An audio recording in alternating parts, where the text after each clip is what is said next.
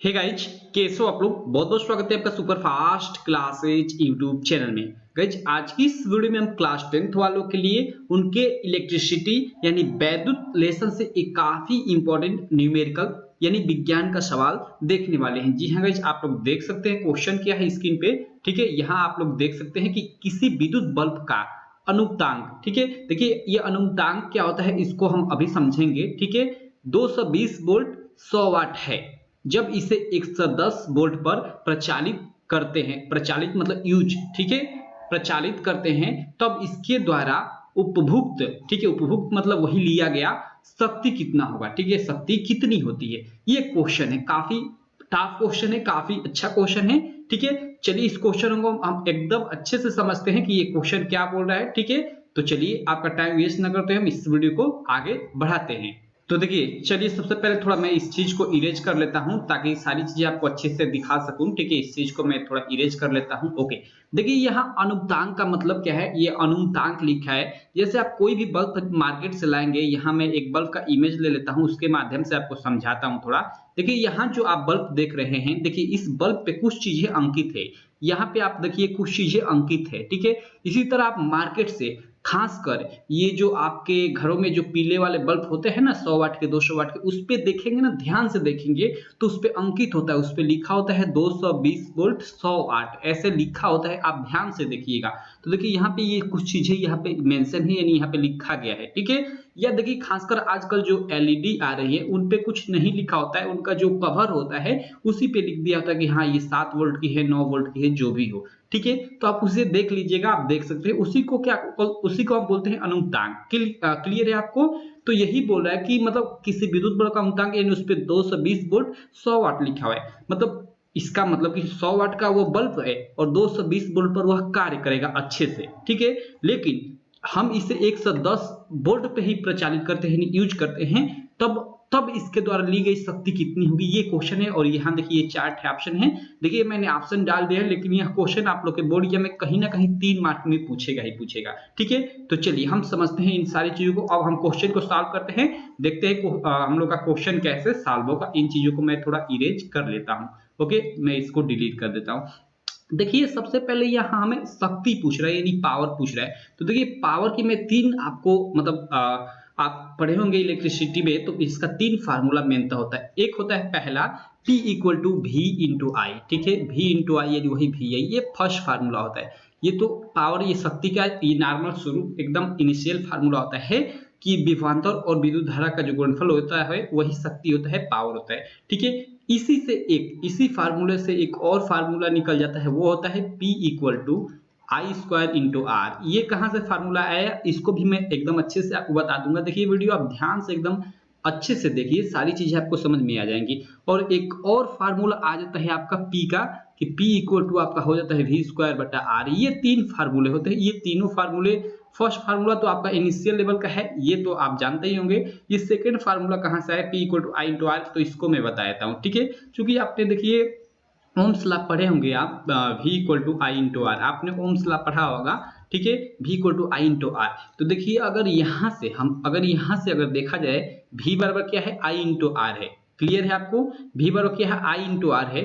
तो यहाँ देखिए हम लोग का P बराबर ये V इंटू आई है। क्लियर, तो चूंकि V का मान I इंटू आर है, तो इस V की जगह हम I इंटू आर रख देते हैं। मैंने I इंटू आर रखा और ये जो I है I ही रहने देता हूँ। तो देखिए ये जो I है गुणा होकर क्या हो जाएगा, I स्क्वायर हो जाएगा, और ये R का, यानी यह एक और फार्मूला हम लोग को प्राप्त हो जाता है, यह सेकेंड वाला फार्मूला प्राप्त हो जाता है। क्लियर है, यह सेकेंड वाला फार्मूला हमें मिल जाता है। अब देखिए इस सेकेंड वाले फार्मूले से हम लोग को थर्ड वाला भी फार्मूला मिलता है। कैसे मिलता है, चलिए उसको भी मैं डिराइव कर देता हूँ। देखिए इस वीडियो के माध्यम से थोड़ी लंबी जाएगी, लेकिन आपको काफी सारी चीजें क्लियर हो जाएंगी। ठीक है, तो चलिए अगला हम देखते हैं कि यह formula V square by P equal to V square by R कहाँ से है। तो देखिए हम लोग का जो सेकेंड फार्मूला है, इसको लेकर हम इसको लाते हैं। जैसे हम लोग का सेकेंड अभी फार्मूला क्या है, P equal to I square into R, इससे हम ये फार्मूला निकालते हैं, ये वाला हम फार्मूला निकालते हैं कैसे आता है। ठीक है, तो फिर यहाँ भी हम ओम्स लॉ देखेंगे, चूंकि ओम्स लॉ के अनुसार V equal to I into R होता है, ये हम जानते हैं। ठीक है, तो यहाँ जरा आप ध्यान दीजिएगा,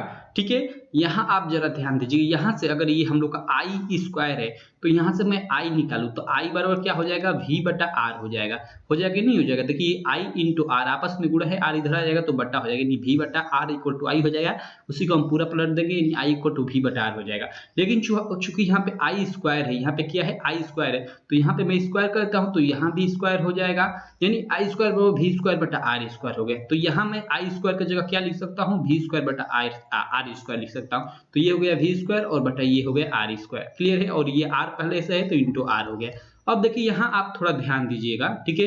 देखिए ऊपर ये वी स्क्वायर है, वी स्क्वायर को उसी तरह रख देता हूँ। देखिए ऊपर एक आर है, नीचे आर स्क्वायर है, यानी दो आर है, तो एक आर कट जाएगा, यानी बटा आर बचेगा, यानी एक और ये फार्मूला आपका तीसरा इस तरह निकल कर आ जाता है, ये वाला, क्लियर। तो ये तीनों फार्मूला क्लियर, आप इन तीनों फार्मूलों को अच्छे से याद कर लीजिए, क्योंकि ये आगे चलकर इंटरमीडिएट लेवल तक, यहाँ तक कि आप आगे चलकर एयरफोर्स में भी कोई भी एग्जाम देंगे वहां तक ये फार्मूले काम आएंगे। इसलिए मैं इन फार्मूलों को आपको अच्छे से बता दिया ताकि आपके दिमाग में एकदम अच्छे से ये बैठ जाए, ठीक है।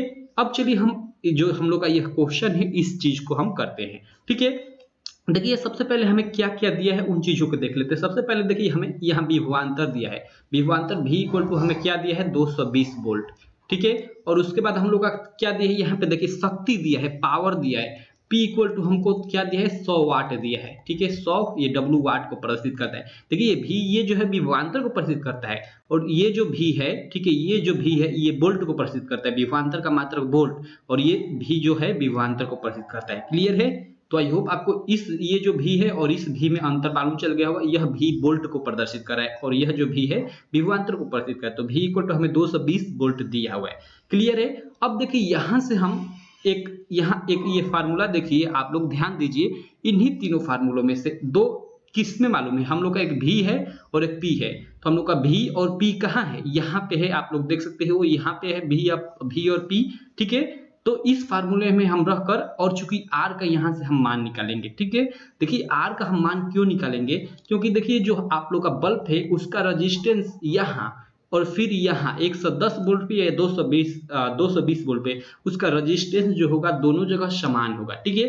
तो यहाँ वाला जो रजिस्टेंस होगा इसके माध्यम से हम जो रजिस्टेंस निकालेंगे उसी का यूज यहाँ पे करेंगे, क्योंकि देखिए जो आपका बल्ब है उसका रेजिस्टेंस जो है, प्रतिरोध है, वो जितना 220 वोल्ट पे जितना उसका प्रतिरोध होगा उसका आप मतलब कोई भी आप दे विभवांतर लाइक 100, आप 100 वोल्ट भी दे उसी पे उसका वही प्रतिरोध होगा, सेम होगा।